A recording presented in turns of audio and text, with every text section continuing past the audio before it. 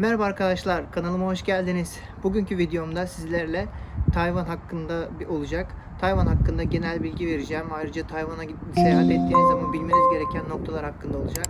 Arkadaşlar videoya geçmeden önce kanalıma abone olmayı, videoyu beğenmeyi, yorumlarınızı aşağıda belirtmeyi unutmayın. Haydi başlayalım.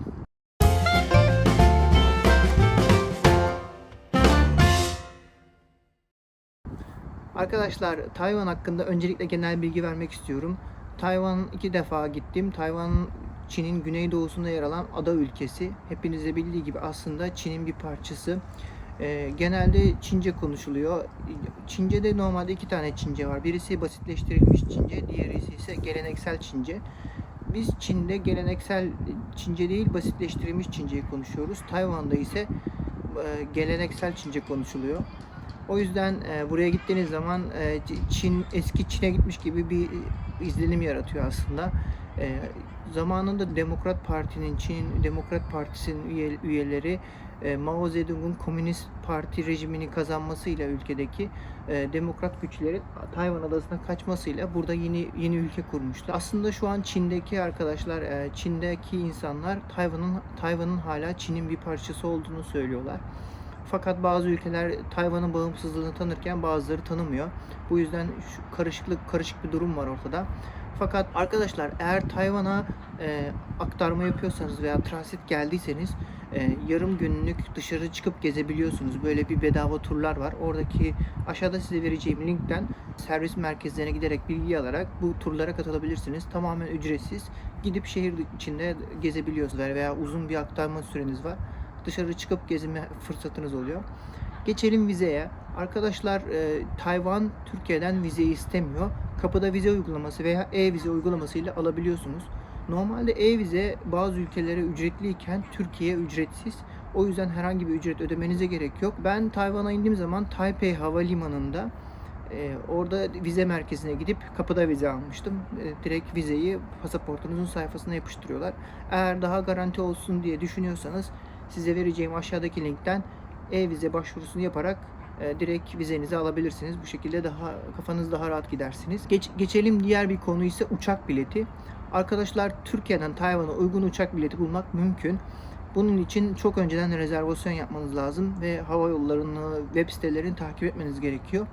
Genelde tek yönlü uçuşlar 11.000 TL iken gidiş dönüş uçaklar yaklaşık 21.000 TL'ye denk gelebiliyor. Daha uygun fiyatlarında bulabiliyorsunuz. Dediğim gibi seyahat tarihlerinizi esnek tutarak ve düşük sezonları tercih ederek daha uygun fiyatlara ulaşabilirsiniz. Örneğin Şubat ve Mart aylarında Tayvan'a uçmak daha ekonomik seçenek olarak düşünebilirsiniz. Normal Tayvan'ın hava yolu firması EVA Air var ve Türk Hava Yolları buraya direkt uçuş oluyor Türkiye'den.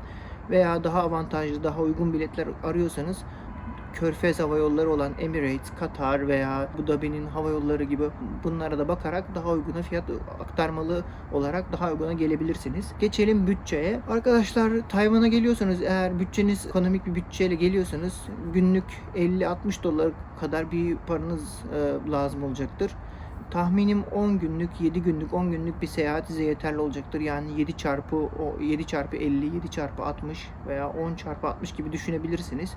Eğer daha normal bir bütçeyle gezmek istiyorsanız da günlük bütçenizi 80 ile 100 dolar arası ayarladığınız zaman eminim çok rahat bir şekilde gezebileceksiniz. Bunun dışında ek ipuçları verecek olursam, konaklamadan tasarruf etmek istiyorsanız Airbnb'ye bakabilirsiniz. Kapsül oteller tercih edebilirsiniz. Yemekten tasarruf etmek istiyorsanız restoranda yemek yerine gece pazarlarına gidip burada daha uygun bütçeyle yemek yiyebilirsiniz. Ulaşım içinse metro ve otobüsü kullanarak her yere çok rahat bir şekilde ulaşabilirsiniz. Peki Tayvan'a ne zaman gidilir? Arkadaşlar Tayvan'a gitmek için en iyi zaman baharda Mart'tan Mayıs'a kadar. Sonbahar aylarında ise Eylül'den Kasım'a kadar çok rahat bir şekilde gidebilirsiniz. Ben Tayvan'a gittiğimde maalesef hava çok kötüydü. Hava yağmurlu, sisli ve aşırı sıcak hissediyorsunuz ama hava da kapalı. Çok ilginç bir havaydı. Gerçekten hayatımda ilk defa böyle bir şeyle karşılaştım.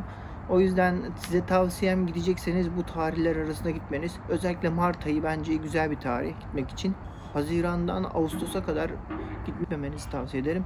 Kışında Aralık'tan Şubat'a kadar hava soğuk oluyor. Bu yüzden bu tarihlerden de uzak durmanızı tavsiye ederim. Peki Tayvan'da görülmesi gereken yerler neresidir? Öncelikle Taipei başkent kesinlikle görülmesi gereken yerlerin en başında geliyor. Gerçekten yapacak çok aktivite var. En az 3 gün, en az 3 gün 4 gün burada vaktinizi harcayabilirsiniz.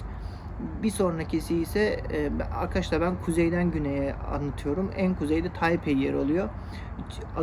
Adayı ortadan ikiye bölürseniz adanın doğusunda fazla bir şey yok aslında. Hepsi batısında yer alıyor. Genellikle nüfusun da çoğunluğu batı tarafında, adanın batı tarafında yer alıyor. O yüzden gezilecek yerlerin hepsi de adanın tam batı tarafında yer alan. O yüzden Taipei'den hemen aşağı geldiğiniz zaman Taichung şehri var. Taichung şehrinde yine buraya da hızlı trenle gelerek burada da vakit geçirebilirsiniz. Onun dışında onun birazcık aşağısında Tainan var. Arkadaşlar Taipei, Pei buradaki aslında kuzey anlamına geliyor. Taichung, Chung da orta anlamında ve Tainan de güney anlamına geliyor. Tainan örneğin daha güneyde yer alıyor. Onun birazcık aşağısında Kaohsiung diye bir şehir var. Kaohsiung da çok güzel, çok eğlenceli, harika manzara görebileceğiniz bir yer. Kaohsiung'a da kesinlikle gitmenizi tavsiye ederim. Onun biraz aşağısında ise hemen tam en güneyinde adanın ucunda Kenting şehri yer alıyor. Burası da plajları, sahilleri olan güzel bir şehir. Buraya da gitmenizi tavsiye ederim. Yani baştan sayacak olursak Taipei, Taichung, Tainan, Kaohsiung ve Kenting. 5 şehri görmenizi tavsiye ederim. Peki Tayvan'da ulaşım nasıl? Arkadaşlar Easy Kart var. Yine bizim toplu ulaşım kartı. Bu kartı alarak çok rahat bir şekilde otobüslere, metroya binerek her yere çok rahat bir şekilde ulaşabilirsiniz. Hızlı tren bileti almak için de aşağıda size bir link paylaşacağım. Bu şekilde Taipei'den Tainan'a 2,5-3 saatte hızlı trenle çok rahat bir şekilde gidebilirsiniz. Tayvan küçük bir ada. Aslında ben de bir bisiklet turu düşünüyorum. Tayvan'ın tüm ada turunu olacak şekilde etrafını bisikletle gezeceğim inşallah. Öyle bir planım var 2025 yılında.